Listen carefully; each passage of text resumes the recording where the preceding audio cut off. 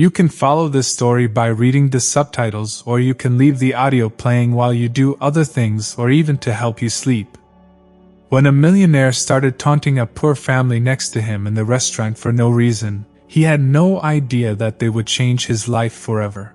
The millionaire and his family watched in pleasure as the poor family eventually left. However, what they hadn't noticed was that the mother of the family secretly altered their bill, and that small detail was about to turn the millionaire's world upside down. The moment this family entered the fancy restaurant, they seemed out of place. The diner was flashy and posh, but the family was far from that. They were simply dressed, and it was apparent they never came to high-end restaurants like this. It was a special celebration for the family as their daughter had just graduated, so they tried to ignore the curious onlookers and made the best of it. They were just looking over the menu when an obviously wealthy family walked into the establishment. They were guided to the booth beside them, and their nerves increased. It didn't take them long to notice the simple family. The millionaire's family started with silent whispers and remarks, but not much later they developed into cruel jokes as they mocked the choice of dishes and the way the family was dressed.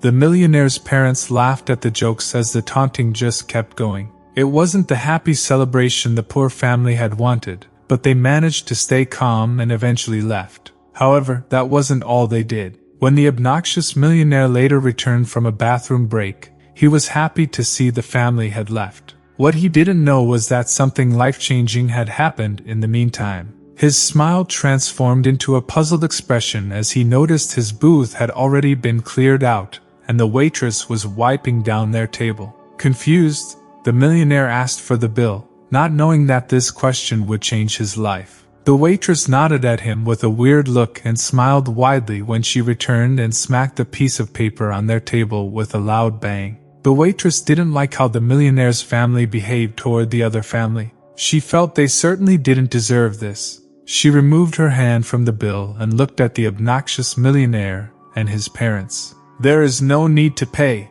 The family who sat next to you has already paid your bill," the waitress said. "They did leave you a message though," she added while pointing at the paper. The millionaire stared at the waitress, unable to believe what he was hearing. "Those poor schmucks did what?" he repeated as his face reddened. His gaze turned downwards, and he looked at the bill in front of him. As the waitress said, the bill was paid, and a note was attached. At that moment, it was like lightning shooting through his heart. "Don't forget where you came from, Robert Barnes," the note read. As fast as the feeling came, it vanished. The man's face was filled with anger. "Why do these people think they have the right to pay my bill like I'm not capable of paying my own dues? What gives them the right to belittle me like that in front of my parents?" Shortly after that initial emotion, the rage turned into confusion as he read the note again. Paying the bill and humiliating him was one thing, but the message on the note really flustered him. "Forget where I came from. I know who I am and where I come from," he mumbled to himself with a puzzled expression. His mind raced as he realized these people seemed to know as well because they knew his name was Robert. How could that be? He didn't know that family, but what really stood out was the last name, Barnes. He wasn't named Barnes. Was it just a coincidence? Or what was going on? Robert looked up from the note and peered into his father's eyes. The old man also looked at the note, and the message struck a chord of familiarity with him.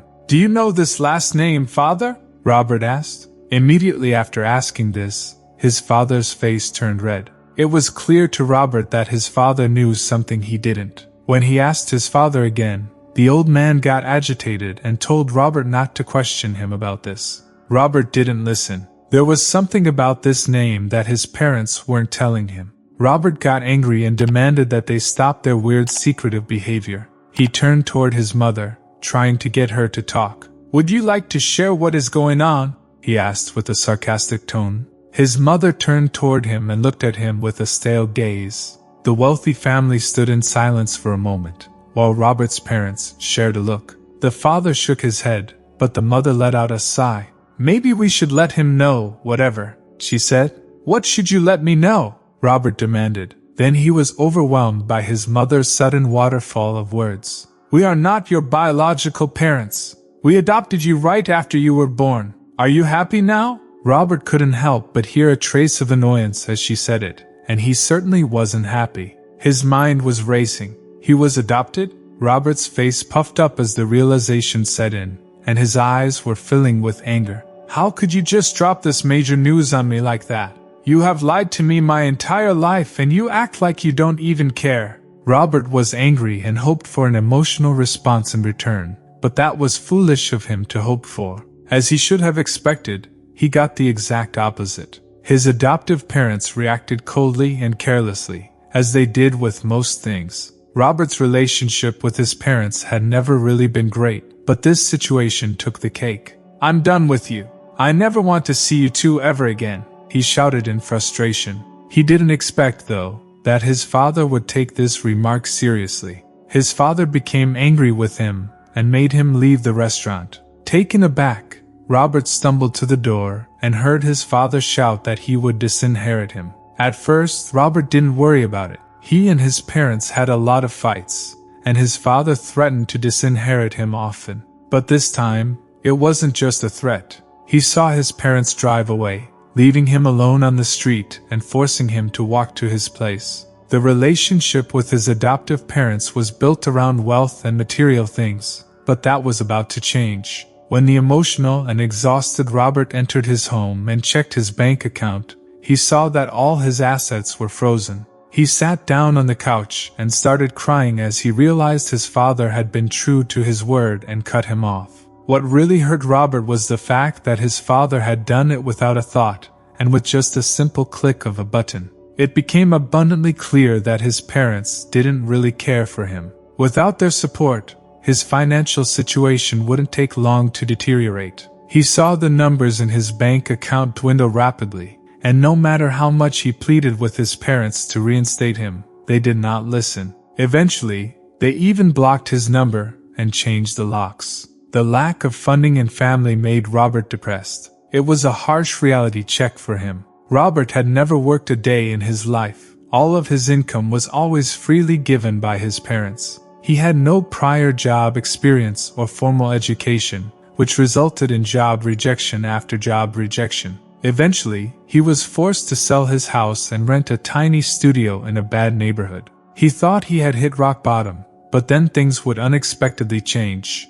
Although the rent for his place was low, he still needed to find a job quickly because the money he got from selling his house was also dwindling fast. This was the reason he was forced to visit the food bank. It was a hard contrast to the life he knew. The venue was almost completely opposite of the vibe of the restaurant where his life took a wrong turn. Although Robert knew this was now his life, he still felt embarrassed by the sudden change. He didn't feel comfortable there, so going as incognito as possible was his preferred option. He entered the large warehouse full of soup cans and other produce with a baseball cap and a hoodie covering most of his face. But that didn't stop one particular person from shouting his name in the back of the line. Robert felt like time stopped for a second. Someone had recognized him here. How was that possible? Who could it be? His mind raced as he thought of what to do. He covertly tried to look in the direction where the call had come from, and that's when he saw a short, happy, smiling woman about 15 feet behind him. He was surprised to see she looked oddly familiar, and she waved at him. Robert gazed at her from the shadow of his cap, and his thoughts were working overtime to figure out how he knew this woman. It was confusing as Robert realized he didn't know the woman, but how did she know him? Then a thought struck him. She knew him. She called him Robert, just like the woman at the restaurant had done. He looked at her again, and now he was sure she was part of the poor family that paid his bill and embarrassed him. She must have been the one that left the note. The thoughts flew through his mind as everything started to fall into place. That woman was behind all of this. That note was the reason he was in his current situation. Slowly, the fury started building up inside his body, increasing with each step he took toward the woman. He removed his cap and hood and didn't try to hide his anger. Robert approached the woman and pulled her out of the line. "Come with me," he demanded shortly as he dragged her to a somewhat private place. "Who are you and how do you know me?" he demanded from her. But before she could even respond, he added an even more urgent question. "And more importantly, how did you know my birth name?" His face turned more red by the minute, and his voice became louder and louder as he continued talking. Robert let all his emotions and frustrations out, as it was clear he blamed this woman for everything bad that had happened to him. "If I never saw that last name you wrote down, I would have never defied my parents. This is all your fault," Robert shouted as tears started to form. "Because of that note, I lost everything. Everything I knew and loved, my house, my lifestyle. I have nothing left," Robert said while the tears rolled down his cheeks. His voice broke as he felt pathetic berating this woman in a food bank. It suddenly made him realize something he never understood. Why had she paid for his bill? Her family looked like they fought for every penny they got. The mysterious woman saw the anger, sadness, and confusion in Robert's face. His once closed-off attitude was broken down, and a frail man stood in front of her. The woman looked at Robert with kind eyes. She didn't say anything and just looked. He opened his mouth to say something, but nothing came out. Then the woman reached out with her hand and placed it on his shoulder. Her touch made Robert jitter. Normally, Robert would have slapped a stranger's hand away, but something about this woman calmed him. It felt warm and familiar. His frustrations, emotions, and busy thoughts seemed to fade. Then the woman finally broke her silence. "Family sticks together, Robert," she said with a soft voice. Robert instantly looked up at her, and his eyes grew large. What did she mean by that? He felt the hairs on his neck stand up all of a sudden. The emotions that had just seemed to vanish came rushing back. Robert had already cried in front of this woman, but he felt like he was about to break down. The woman seemed to know how he was feeling, and she quickly started to explain that she had known about his adoption from a young age. "But how do you know all this about me?" Robert asked. The woman showed a wide smile before she answered. "Well, Robert, the answer to that is quite simple," the woman said. "It's because I am your biological sister." The news hit Robert like a truck. His biological sister? She continued by saying her name was Angela, but her loved ones called her Angie. She was adopted as well when their mother couldn't take care of them anymore by another family. Of course, she added. Robert was still speechless. This was the last thing he would have expected she would say to him, so Angie used the silence to continue. "I'm saddened to hear that your family reacted so unforgivingly after the adoption news dropped. My adoptive family didn't have much wealth, but my upbringing was filled with love and care. I knew about my adoption from a young age, but one thing I found out later. It wasn't until just a few months back that I found out about your existence, Robert," Angie said. It wasn't that her parents were hiding that she had a brother, but more that they had thought she needed the right maturity to fully understand it. "But once I knew about you, I wanted to find you," she said. Nobody could have expected them to meet so soon after she learned about her brother. "I wasn't planning to meet you at the restaurant. It was as if destiny heard my pleading calls. We met by pure chance at that restaurant," Angie said. She explained she was just celebrating her daughter's high school graduation. But once Angie noticed him in the restaurant, she immediately recognized him. "The moment I knew of your existence, I asked my mother for a picture, and you look exactly like it." Robert listened to his newly found sister's story breathlessly. He tried his best to process it all, but he couldn't believe that after all these years of living, he had found a piece of his past. The emotions built up in his body, and it all became too much. A sea of tears started pouring out of his eyes as he began to sob. "You hungry?" Angie asked lightly. Robert couldn't hide his surprise as he looked up. "Hungry?" he repeated, confused between sobs. "Yes, hungry. If it's okay with you, I would like to invite you for dinner at our place." Robert couldn't believe it. He had only experienced the cold resemblance of a family his entire life. How could Angela be this loving? It was quiet for a second as Robert's mind was racing, but soon after, he accepted the invitation. He wiped away his tears and helped Angie carry the groceries from the food bank to her car. Robert still couldn't fully believe what was happening. When he arrived at Angie's house, he was met with open arms. Her husband and their children felt like a warm and comforting blanket for the confused and broken Robert. He never knew this kind of family love, and the love didn't stop at a warm embrace. They showed him genuine compassion, While eating dinner, Robert explained his situation further, telling Angie's husband how he lost everything after his father disinherited him, how he struggled to pick up the pieces afterward, and how the future seemed bleak. It was painful to hear for his sister